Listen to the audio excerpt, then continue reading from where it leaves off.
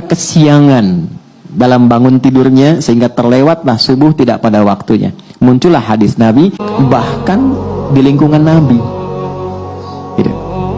Dan kesiangan Nabi ya, tapi hikmahnya kata para ulama, mudah bagi Allah menjadikan Nabi tepat pada waktunya bangun dan sholat, tapi ditetapkan, diizinkan oleh Allah siang itu bangun untuk menjadi petunjuk bagi umatnya yang kesiangan bangunnya.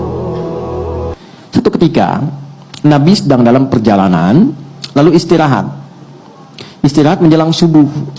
Ya, biasa rutin tahajud, biasa diperintahkan kepada Bilal bin Rabah radhiyallahu taala anhu, Bilal, kamu jaga. Kata Bilal, ya Rasulullah, saya ikut tidur aja, nanti saya bangun pas subuh azan. Kamu jaga, kamu lelah. Enggak ya Rasulullah, saya siap katanya. Tidur akhirnya. Begitu bangun terasa sinar matahari sudah kuat. Ya. Nabi bangun kan, celaka kamu Bilal, katanya, bilangnya jaga, tapi ketiduran, ya kan? Terlambat semua. Tapi kesannya begini, ini yang menarik.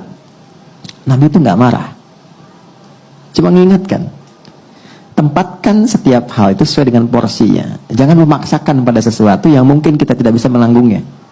Kalau mau melakukan sesuatu, tawarkan dulu pada Allah supaya Allah jaga kita. Kita katakan insya Allah. Itu spirit surat Al-Kahf.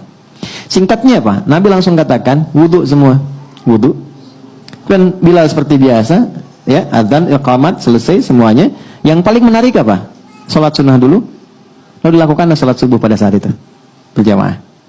Itu adalah jawaban terbaik yang memberikan cara. Komentar ulama hadis ketika melihat hadis itu, ini sebetulnya hikmah yang Allah berikan kepada umat Nabi Muhammad ketika mereka kesiangan dalam bangun tidurnya sehingga terlewatlah subuh tidak pada waktunya.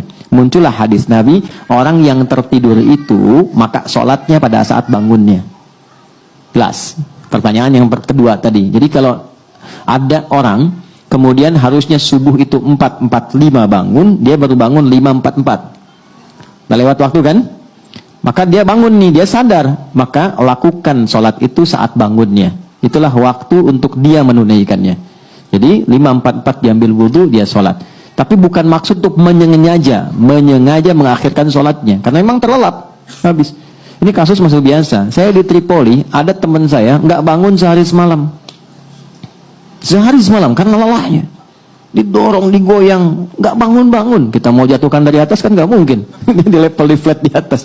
Dia diam sampai bangun. Begitu bangun dia sholat, mengkodok semua sholatnya. Dia lakukan pada saat itu. Itu hadisnya ada. Jelas ya? Jadi bagian pertanyaan kedua dulu. Jadi kalau tertidur, bangun, sudah lewat waktu, maka dilakukan itu bukan besoknya. Saat bangunnya, di situ dia lakukan sholatnya.